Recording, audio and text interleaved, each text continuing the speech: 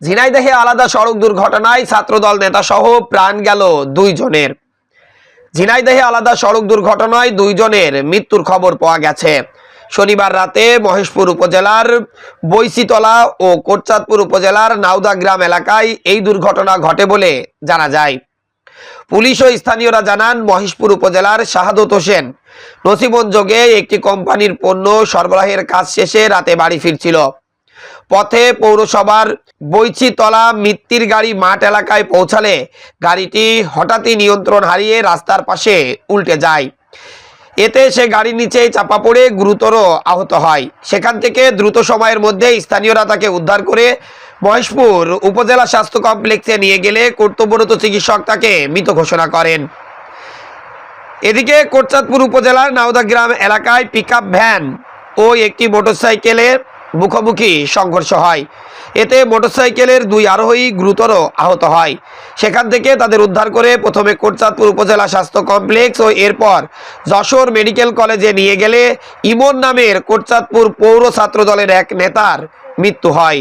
অপর একজনকে উন্নত চিকিৎসার জন্য ঢাকায় পাঠানো হয়েছে। বেশ কিছুদিন ধরে সড়কে যে সড়ক দুর্ঘটনা সেটা কিন্তু অনেক হারে বেড়ে গেছে। সড়কে চলাচল করতে হলে সাবধানতার কোনো বিকল্প নেই। একটি কথা মনে রাখতে হবে, যত গতি তত ক্ষতি।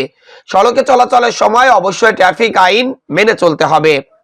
এই যে 2 জনের অকালে প্রাণ চলে গেল, 2টি পরিবারের স্বপ্ন ভেঙে গেল, একটি পরিবারের উপার্জনক্ষম ব্যক্তির মৃত্যু যে কতটা কঠিন সেই পরিবারের পক্ষে মেনে নেওয়া, সেটা সেই পরিবার ছাড়া আর কেউ বোঝে না। এদিকে ছাত্রদল নেতা ইমনের মৃত্যুতে শোকের ছায়া নেমে এসেছে বিএনপি ও তার অঙ্গ সহযোগী সংগঠনের নেতাকর্মীদের মাঝে। ইতিমধ্যে ঝিনাইদহ জেলা ছাত্র দল, কোটচাঁদপুর উপজেলা ও কোটচাঁদপুর পৌর ছাত্র দলের নেতাকর্মীরা শোক ও সমবেদনা জানিয়েছেন। এছাড়াও স্থানীয়রা জানান যে এই যে 2টি স্থানে সড়ক দুর্ঘটনা ঘটেছে, এই 2টি স্থানে প্রায়ই সড়ক দুর্ঘটনা ঘটে থাকে।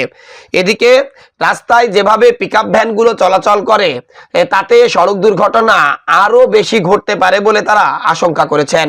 তারা বলেছেন, রাস্তায় যেভাবে বেপরোয়াভাবে এই পিকআপ ভ্যানগুলো চলাচল করে তা যদি নিয়ন্ত্রণ করা না যায়, অচিরেই আরো বড় বড় সড়ক দুর্ঘটনা ঘটবে।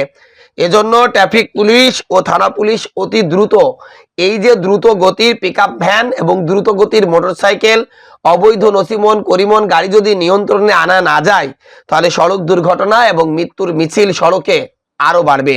এজন্য এখনই সময় এই গাড়িগুলো রাস্তায় একটি নিয়মের মাধ্যমে চলাচলের ব্যবস্থা করা এবং নিয়মিত ও আইনগুলোর আওতায় এনে মনিটরিং করা গেলে হয়তো সড়কে শৃঙ্খলা ফিরবে এবং সড়ক দুর্ঘটনা হ্রাস পাবে এবং অকালে প্রাণ হারাতে হবে না হয়তো আর কারোর।